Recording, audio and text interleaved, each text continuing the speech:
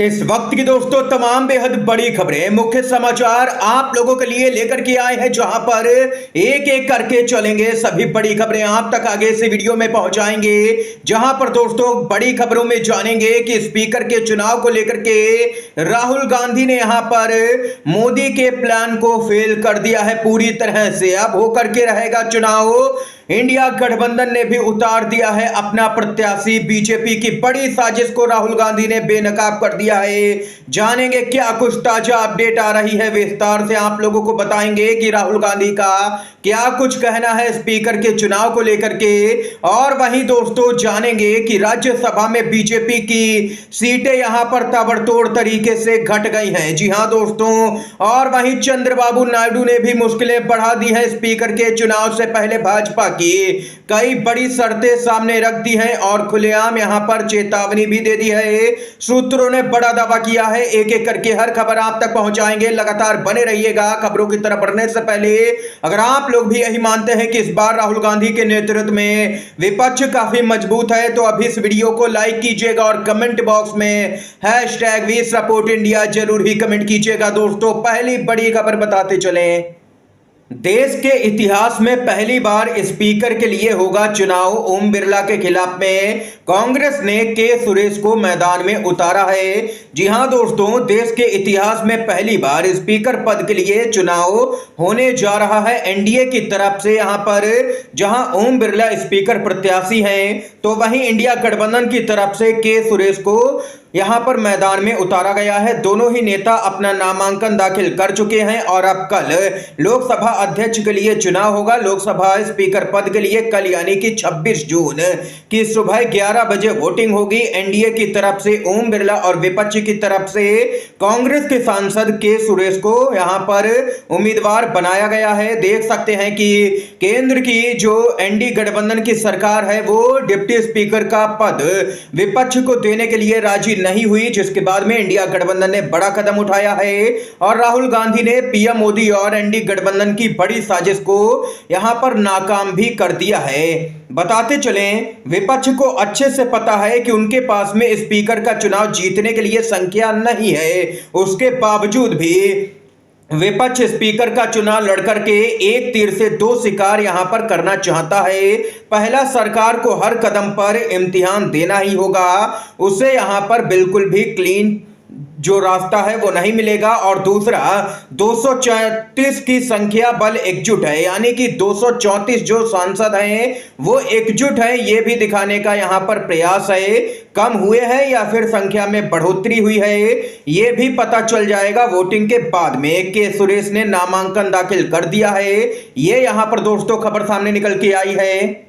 और इतना ही नहीं दोस्तों, सूत्रों ने दावा कर दिया है कि चंद्रबाबू नायडू यहां पर खुलेआम बीजेपी को चेतावनी भी देने लगे हैं। ब्रेकिंग न्यूज आ रही है कि चंद्रबाबू नायडू ने स्पीकर पद ना लेने के बदले यहां पर अमित शाह को फोन पर बात कर अपने राज्य के लिए 1 लाख करोड़ का फंड मांगा और कहा कि मेरे सांसद जब भी जितना भी फंड मांगे उतना फंड हर हाल में देना ही होगा, वरना समर्थन वापस ले लेंगे। ये यहां पर दोस्तों सूत्रों ने दावा किया है।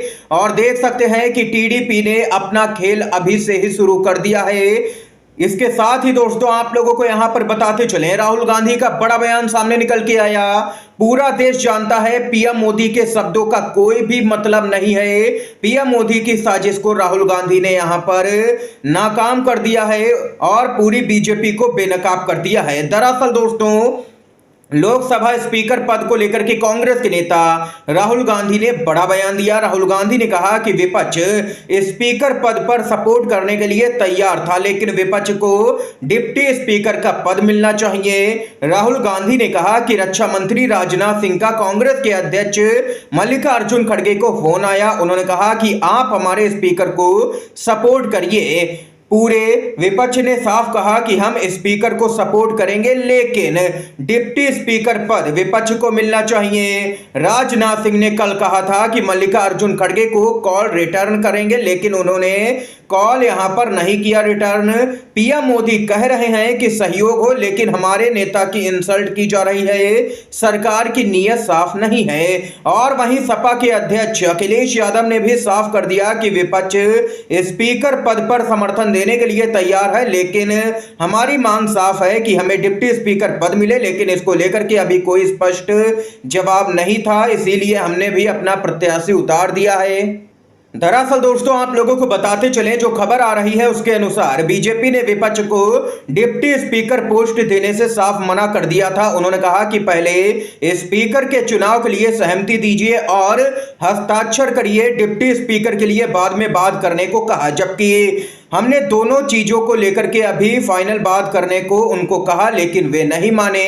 ये यहां पर केसी वेणुगोपाल ने बड़ा बयान दिया है, कांग्रेस के नेता हैं, यानी कि दोस्तों देख सकते हैं कि भाजपाई यहां पर होशियार बन रहे थे और चाहते थे कि स्पीकर के चुनाव के लिए विपक्ष उनका समर्थन दे दे, लेकिन डिप्टी स्पीकर के चुनाव को लेकर के बाद में बातचीत की जाए, ताकि यहां पर ये लोग वहां से भी मुकर जाएं और इनका स्पीकर सर्वसम्मति से बन जाए। लेकिन इंडिया गठबंधन ने इनकी चाल को यहां पर नाकाम किया है और कहा है कि चुनाव होकर के रहेगा, अगर बीजेपी चाहती है तो यही होगा। बताते चले, कांग्रेस और विपक्ष संसद के पहले दिन संविधान की कॉपी लेकर के यहां पर संसद पहुंचे थे और आज सरकार ने विपक्ष को डिप्टी स्पीकर पद देने से इनकार किया तो विपक्ष ने एक दलित नेता को गठबंधन की तरफ से स्पीकर का उम्मीदवार बना दिया। संदेश काफी साफ है, विपक्ष की राजनीति फिलहाल संविधान और दलितों के अधिकारों की सुरक्षा के आसपास ही रहने वाली है। यहां पर इसके साथ ही दोस्तों आप लोगों को एक और बड़ी खबर की तरफ बढ़ते हैं।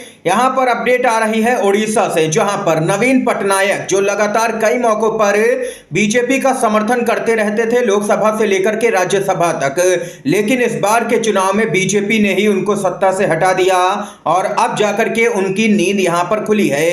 बीजेडी के सुप्रीमो नवीन पटनायक ने अपनी पार्टी के 9 राज्यसभा सांसदों के साथ में बैठक की है और राज्यसभा में भाजपा को और समर्थन नहीं देने का निर्देश दिया है। साफ तौर पर कहा गया है कि अब बीजेपी का समर्थन किसी भी कीमत पर नहीं करना है। ये वही नवीन पटनायक हैं जो यहां पर बताते चले कि लगातार भाजपा का कई असंवैधानिक बिलों को लेकर के समर्थन करते रहते थे, लेकिन अब जाकर के इनकी नींद खुली है, बड़ी जल्दी जाग गए। सरकार जाने के बाद यहां पर इनको होश आया है, बहुत कूद कूद करके बिल पास करवाए गए। बीजेडी और वाईएसआरसीपी की तरफ से एनडीए में ना होते हुए भी और बीजेपी ने ही उनको करारा झटका दिया। चाहे आप आंध्र में देख लीजिए वाईएसआरसीपी का क्या हाल हुआ और उड़ीसा में नवीन पटनायक की पार्टी बीजेडी का क्या हाल हुआ।